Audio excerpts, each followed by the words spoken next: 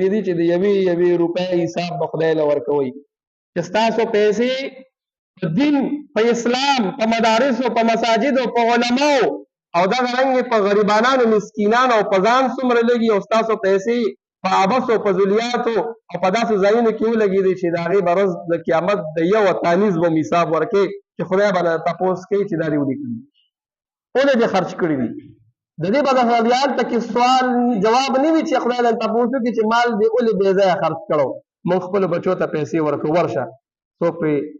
تماشې اخلي او څوک پرې بمونه اخلي او څوک پرې ګولې راړي او بیا چې ماښام شي نو دا ورم په دې کې راځي چې انسان د ژبې او د ضرر د لاس د ضرر نه بل مسلمان ته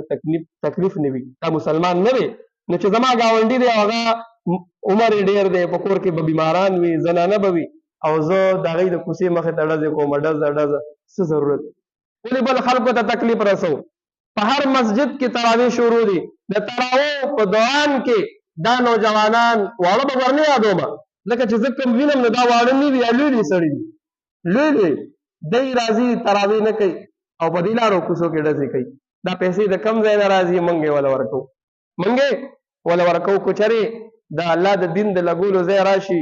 د مسجد دپاره پیسې غونډول راشي نو موږ یو تاریخ نه بلې کې اړو ولې بله میاشت کې به درکړمه ولې موږ سره پیسې کمې دي او که چېرې بچې ماښام مطالبه وکړي چې پلاره زما ګاونډي زوی له په 200 تماچه اخیستې ده نو ماله نه علي زه د هغه نه کم یم نو پیسې ورکړو ورشه زر واله نو هغه څه کوي هغه بیا ډزې کوي هغه خلک تنګوي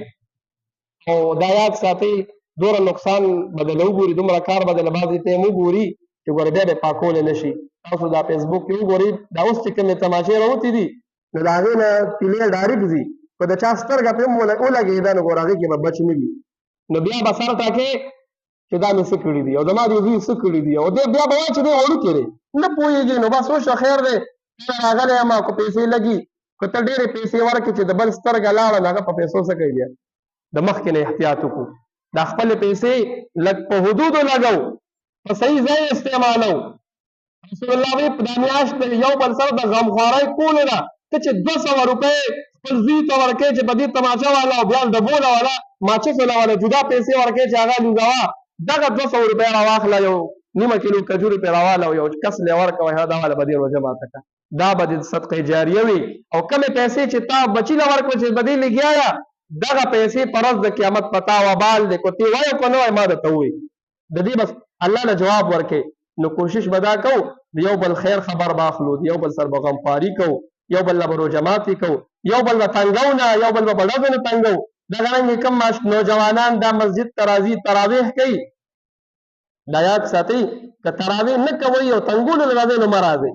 ولې یو کس مطلب 2 3 4 سبا دی لګیا دي تراویح کې او ته شاته راځې او غوبل کې نو ستا د وجې ته خو تراویح اسم نه کې ستا د وجې دا چې کوم راغلي دي د هغې په هغه توجه کې چې هغې قرآن ته غوږ ایښي هغې کې خلل راځي ولې خلکو ته تکلیف رسو اول خو ګزارش دا دی ټولو ته که هغه نوجوانان دي که هغه ماشومان دي راځو قرآن ته ودرېږو دا د رمضان میاشت ده قرآن او د رمضان یو بل سره تعلق دی قرآن ته ودرېږو قرآن اورو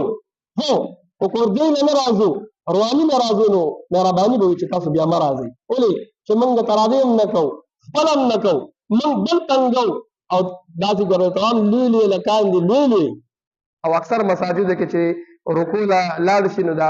اخري صف کې اکثر ماشومان وي نو ماشومان د خپو نه راکاږي